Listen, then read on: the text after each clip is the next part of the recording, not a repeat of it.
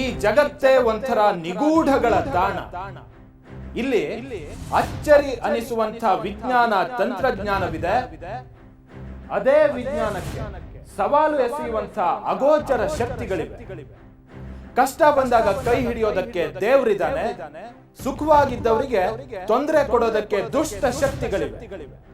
ಹೀಗೆ ನಮಗಿನ್ನು ನಿಗೂಢವಾಗಿಯೇ ಉಳಿದಿರೋ ಚಿದಂಬರ ರಹಸ್ಯಗಳ ಅನಾವರಣವೇ ಎಲ್ಲ ಮಾಯವು.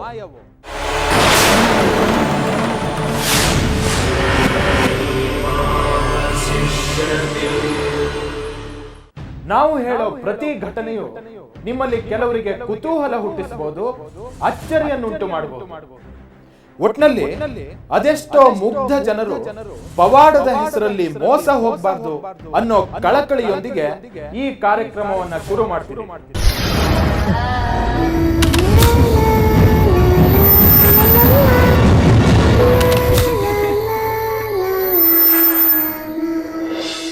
ಆ ಮನೆಯಲ್ಲೊಂದು ಗೋಡೆ ಮೇಲೊಂದು ಫೋಟೋ.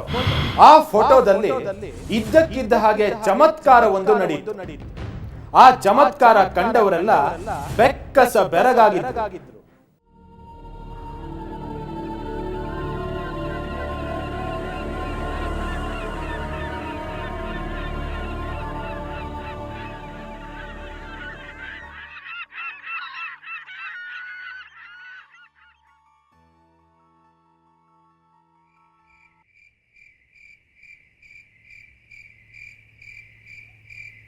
ಸೂರ್ಯ ದಿನದ ಕೆಲಸ ಮುಗಿಸಿ ವಿಶ್ರಾಂತಿಗೆ ಸರಿದು ಸುಮಾರು ಗಂಟೆಗಳೇ ಕಳೆದಿತ್ತು. ರಾತ್ರಿ ಸುಮಾರು 1 ಗಂಟೆ. ಅದು ಸುಖ ನಿದ್ದೆಯ ಸಮಯ. ಎಲ್ಲರೂ ನಿದ್ದೆಯ ಸುಪ್ಪತ್ತಿಗೆ ಏರಿ ಗಾಢವಾಗಿ ತೇಲಾಡ್ತಿರ್ತಾರೆ. ಆದರೆ ಇಲ್ಲಿ ಮಾತ್ರ ಮುಗ್ಧ ಮನಸ್ಸಿನ ಹೆಣ್ಣು ಜೀವವೊಂದು ನಿದ್ದೆ ಬಾರದೆ ಒದ್ದಾಡ್ತಿತ್ತು.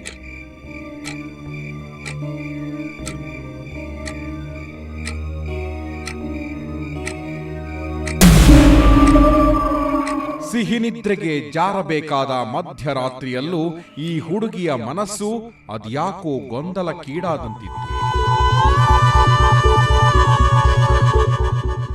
ಆಕೆ ನಿದ್ದೆ ಮರೆತು ರೂಮಿನ ಕಿಟಕಿ ಪರದೆ ಸರಿಸಿ ಕತ್ತಲ ಜಗತ್ತನ್ನೇ ದಿಟ್ಟಿಸಿ ನೋಡ್ತಾ ಇತ್ತು.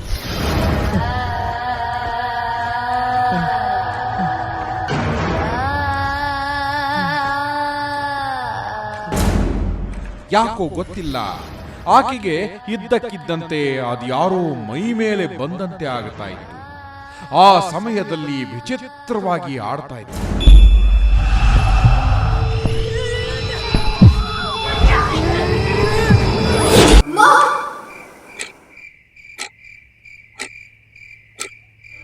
ಹಾಗಿದ್ರೆ ಇದು ಭಾನಾಮತಿನ?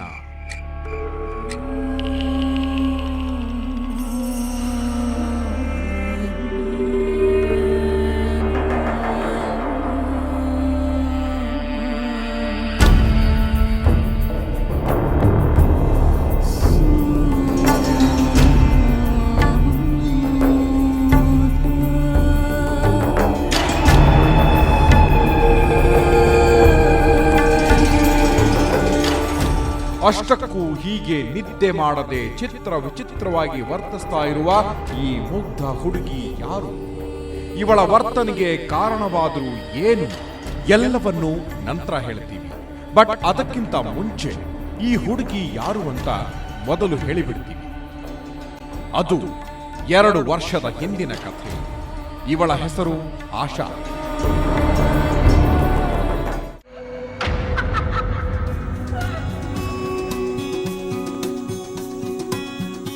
ಊರು ಕುಂದಾಪುರ ಪಕ್ಕದ ಒಂದು ಹಳ್ಳಿ.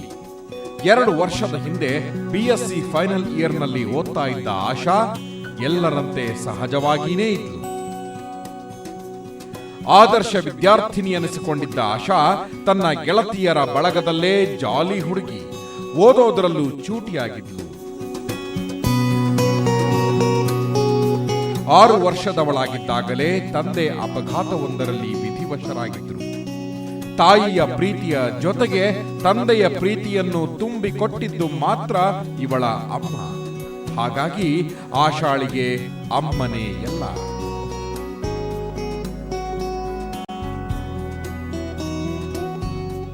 ಹೀಗೆ ಅಮ್ಮನೊಟ್ಟಿಗೆ ಖುಷಿಯಿಂದ ಇದ್ದ ಆಶಾಳಿಗೆ ಒಂದು ದಿನ ಇದ್ದಕ್ಕಿದ್ದಂತೆ ಆಘಾತವೊಂದು ಕಾದಿತ್ತು.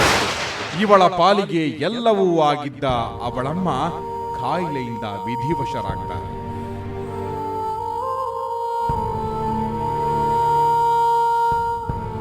ಅಮ್ಮನ ಒಪ್ಪುಗೆ ಇಲ್ಲದೆ ದಿನ ಪೂರ್ಣವಾಗೋಲ್ಲ ಅನ್ನೋ ಮಗಳಿಗೆ ಅಮ್ಮ ಕೇವಲ ಗೋಡೆಯ ಫೋಟೋದಲ್ಲಿ ಮಾತ್ರ ಅನ್ನೋದನ್ನ ಅರಗಿಸಿಕೊಳ್ಳೋದಕ್ಕೆ ಇವಳಿಂದ ಸಾಧ್ಯವಾಗಲಿಲ್ಲ. ಇದರಿಂದಾಗಿ ಮಾನಸಿಕವಾಗಿ ಕುಗ್ಗಿ ಹೋಗ್ತಾಳೆ.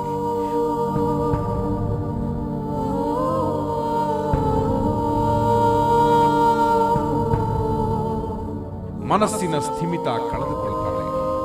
ದೈಹಿಕವಾಗಿ ಬಳಲಿ ಹೋಗ್ತಾಳೆ. ತನ್ನ ಅಮ್ಮನೇ ಇಲ್ಲವಾದಾಗ ಈ ಕತ್ತಲ ಕೋಣೆಯೇ ತನ್ನ ಪ್ರಪಂಚವೆಂದು ಕೂತು ಬಿಡ್ತಾಳೆ. ಅಮ್ಮ ಸತ್ತು ದಿನಗಳು ಉರುಳುತ್ತಾ ಇದ್ರೂ ಆಶಾ ಮಾತ್ರ ನನ್ನಮ್ಮ ಸತ್ತಿಲ್ಲ, ನನ್ನೊಟ್ಟಿಗೇನೆ ಇದ್ದಾಳೆ ಅನ್ನುವ ತರ್ಕಕ್ಕೆ ನಿಲ್ತಾಳೆ.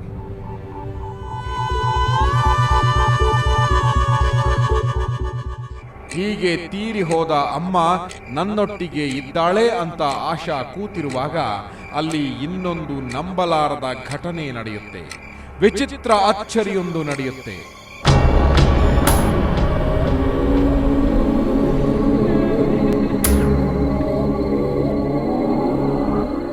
ಆ ಅಚ್ಚರಿ ಏನೆಂದರೆ ಆ ಫೋಟೋದಿಂದ ಕಣ್ಣೀರು ಬರ್ತಾ ಇರುತ್ತೆ.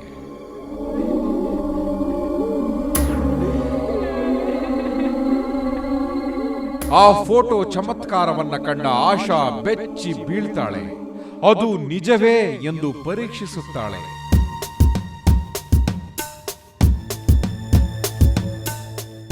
ನಿಜವಾಗಿರುತ್ತೆ. ಇನ್ನೂ ಆಶ್ಚರ್ಯಗೊಂಡ ಆಶಾ ಆ ನೀರಿನ ರುಚಿ ನೋಡ್ತಾಳೆ. ಅದು ಉಪ್ಪುಪ್ಪಾಗಿರುತ್ತೆ.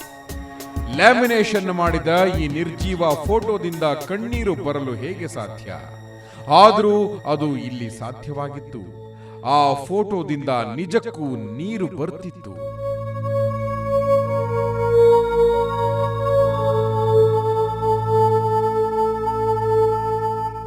ಇದೆಲ್ಲವನ್ನ ಕಂಡ ಆಶಾ ಮನಸ್ಸು ಮತ್ತಷ್ಟು ಘಾಸಿಯಾಗತ್ತೆ.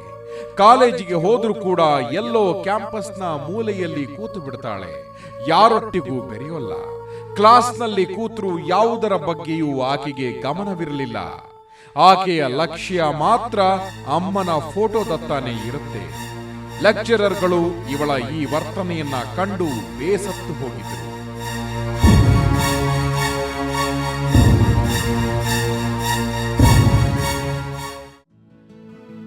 ಆಶಾಳ ವರ್ತನೆಯನ್ನ ಕಂಡ ಪ್ರಾಂಶುಪಾಲರು ಒಂದು ದಿನ ಅವಳನ್ನ ಚೇಂಬರ್ಗೆ ಕರೆದು ವಿಚಾರಿಸ್ತಾರೆ. ಆಗ ಆಶಾ ತನ್ನೆಲ್ಲ ಭಾವನೆಗಳನ್ನ ಅವರಿಗೆ ಹೇಳಿಕೊಳ್ತಾಳೆ. ಹಾಗೆ ತಾಯಿ ಫೋಟೋ ಕಣ್ಣೀರ ಕಥೆಯನ್ನು ವಿವರವಾಗಿ ಹೇಳ್ತಾಳೆ. ಈ ವಿಚಾರ ಕೇಳಿದ ಪ್ರಾಂಶುಪಾಲರಿಗೆ ಆಶ್ಚರ್ಯವಾಗುತ್ತೆ. ಹೇಗೆ ಸಾಧ್ಯ ಎಂದು ತಮ್ಮಲ್ಲಿಯೇ ಪ್ರಶ್ನೆ ಮಾಡಿಕೊಳ್ತಾರೆ. ವೈಜ್ಞಾನಿಕತೆ ಇಷ್ಟು ಮುಂದುವರೆದಿದ್ರು ಯಾಕಪ್ಪ ಇಂಥದ್ದನ್ನೆಲ್ಲ ನಂಬುತ್ತಾರೆ ಅಂದುಕೊಂಡ ಪ್ರಾಂಶುಪಾಲರು ಮೊದಲೇ ಇವರಿಗೆ ಪರಿಚಯವಿದ್ದ ವ್ಯಕ್ತಿಯೊಬ್ಬರಿಗೆ ಕರೆ ಮಾಡಿ ಈ ವಿಚಾರ ಮುಟ್ಟಿಸ್ತಾರೆ.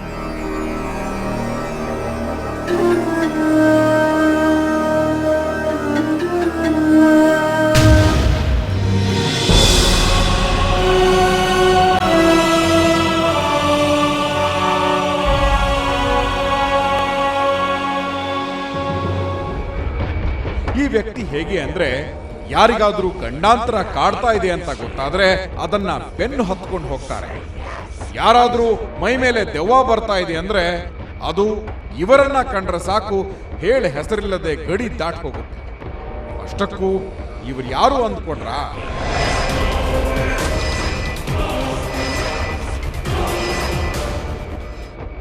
ಅವರೇ ಹುಲಿಕಲ್ ನಟರಾಜ್. ಇಲ್ಲಿವರೆಗೂ ಅನೇಕ ಕೇಸ್ಗಳನ್ನ ಹ್ಯಾಂಡಲ್ ಮಾಡಿದ ನಟರಾಜ್ಗೆ ಇದೊಂದು ಇಂಟ್ರೆಸ್ಟಿಂಗ್ ಕೇಸ್ ಅಂತ ಅನ್ನಿಸುತ್ತೆ. ಅದರ ಹಿಂದಿನ ಸತ್ಯವನ್ನ ಬಯಲು ಮಾಡಬೇಕೆಂದು ಎಂಟ್ರಿ ಕೊಡ್ತಾರೆ. ಇದೊಂದು ಮಾನಸಿಕ ಭ್ರಮೆ ಅಂತ ನನಗೆ ಗೊತ್ತು. ಆದರೂ ನನಗೊಂದು ಅನುಮಾನ ಬಂದಿದ್ದು, ಫೋಟೋದಿಂದ ಹೇಗೆ ನೀರು ಬರುತ್ತೆ? ಅಂದು ರಾತ್ರಿ ಅಲ್ಲೇ ಉಳಿದುಕೊಳ್ತಾರೆ. ಮೊದಲು ಆ ಫೋಟೋವನ್ನ ಕ್ಲೀನ್ ಮಾಡ್ತಾರೆ. ಅಂದು ರಾತ್ರಿ ಅಲ್ಲಿದ್ದ ನಟರಾಜ್ಗೆ ನಿಜಕ್ಕೂ ಅಚ್ಚರಿಯೊಂದು ಕಾದಿತ್ತು. ಆ ಅಚ್ಚರಿಗೆ ಸ್ವತಃ ನಟರಾಜ್ ಅವರೇ ಬೆಚ್ಚಿ ಬಿದ್ದಿದ್ರು. ಅದೇನೆಂದರೆ, ರಾತ್ರಿ ಸುಮಾರು 1 ಗಂಟೆಯಷ್ಟೊತ್ತಿಗೆ ಹಲ್ಲಿಯೊಂದು ಲಚಕುಟ್ಟಿದ ಶಬ್ದವಾಗತ್ತೆ. ಆಗ ತಿರುಗಿ ನೋಡಿದ ನಟರಾಜ್ ಆ ಫೋಟೋ ಮೇಲೆ ಹಲ್ಲಿ ಕೂತಿರೋದು ಕಾಣುತ್ತೆ. ನಟರಾಜ್ ಕುತೂಹಲದಿಂದ ಅದರತ್ತಾನೇ ನೋಡ್ತಾರೆ. ಇನ್ನೊಂದು ಆಶ್ಚರ್ಯ ಅವರ ಕಣ್ಣ ಮುಂದೇನೆ ನಡೆಯುತ್ತೆ. ಸ್ವಲ್ಪ ಹೊತ್ತು ಫೋಟೋ ಮೇಲೇನೆ ಕೂತ ಹಲ್ಲಿ ಹೋಗುವಾಗ ಫೋಟೋ ಮೇಲೆ ಮೂತ್ರ ಮಾಡಿ ಹೋಗಿತ್ತು. ನಟರಾಜ್ಗೆ ಕಣ್ಣೀರಿನ ಕಾರಣ ಸುಲಭವಾಗಿ ಸಿಕ್ಕಿತ್ತು. ಹಾಗಾದರೆ ಹಲ್ಲಿ ಫೋಟೋ ಮೇಲೆ ಬಂದು ಕೂತ್ಕೊಳ್ತಿದ್ದು ನಿಜ. ಯಾಕೆ ಅಲ್ಲೇ ಕೂತ್ಕೊಳ್ತಿತ್ತು? ಹಲ್ಲಿ ಪ್ರತಿದಿನ ಈ ಫೋಟೋ ಮೇಲೇನೆ ಬಂದು ಕೂರ್ಲಿಕ್ಕೆ ಕಾರಣ ಇತ್ತು. ಆಶಾ ಮಲಗುವಾಗ ಫೋಟೋ ಮೇಲಿನ ಲೈಟ್ ಆಫ್ ಮಾಡ್ತಾ ಇರಲಿಲ್ಲ. ಈ ಲೈಟ್ನ ಬೆಳಕಿನ ಆಕರ್ಷಣೆಗೆ ಕೀಟಗಳು ಬರ್ತಾ ಇದ್ವು. ಕೀಟಗಳನ್ನ ತಿನ್ನಲಿಕ್ಕಾಗಿ ಆ ಹಲ್ಲಿ ಬಂದು ಫೋಟೋ ಮೇಲೆ ಕೂರ್ತಾ ಇತ್ತು. ಬಂದ ಹುಳುಗಳನ್ನ ತಿನ್ನುತ್ತಲೇ ಫೋಟೋ ಮೇಲೆ ಮೂತ್ರ ಮಾಡ್ತಿತ್ತು. ಇದೆಲ್ಲವನ್ನ ನಟರಾಜ್ ಆಶಾಗೆ ಮನವರಿಕೆಯಾಗುವ ಹಾಗೆ ಮರುದಿನ ಬೆಳಗ್ಗೆ ತಿಳಿ ಹೇಳಿದರು. ಅದರಿಂದ ಇದು ಹಲ್ಲಿಯಿಂದ ಬರುವಂತಹ ಮೂತ್ರವೇ ಹೊರತು ನಿಮ್ಮ ತಾಯಿಯ ಕಣ್ಣಿನಿಂದ ಬರುವಂಥದ್ದಲ್ಲ. ಆದರೆ ಆಶಾ ಮಾತ್ರ ಇದ್ಯಾವುದನ್ನು ಒಪ್ಪಿಕೊಳ್ಳೋದಕ್ಕೆ ತಯಾರಿರಲಿಲ್ಲ. ಭ್ರಮಾಲೋಕದಿಂದ ಹೊರಬರಲಿಕ್ಕೆ ಅವಳಿಂದ ಸಾಧ್ಯವಾಗೋದೇ ಇಲ್ಲ. ಹೀಗಾಗಿ ಯೋಗ ನಿದ್ರೆಗೆ ತೆಗೆದುಕೊಂಡು ಹೋಗ್ತಾರೆ.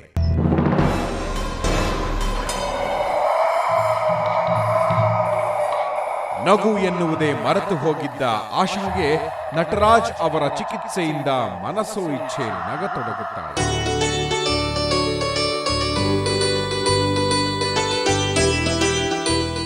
ಅಕ್ಕನ ಸಂತೋಷದ ಕ್ಷಣಗಳನ್ನ ಕಂಡು ತಂಗಿಗೂ ಅದೇನೋ ಯುದ್ಧ ಗೆದ್ದ ಅನುಭವ.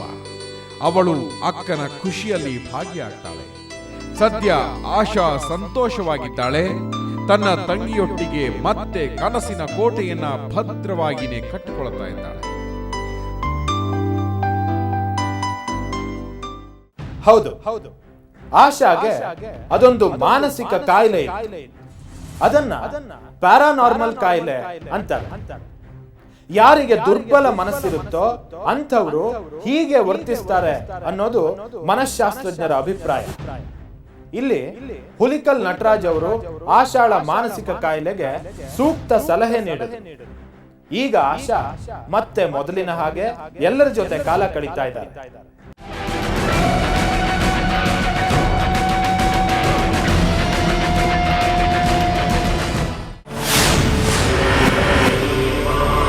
ಶಿಷ್ಯ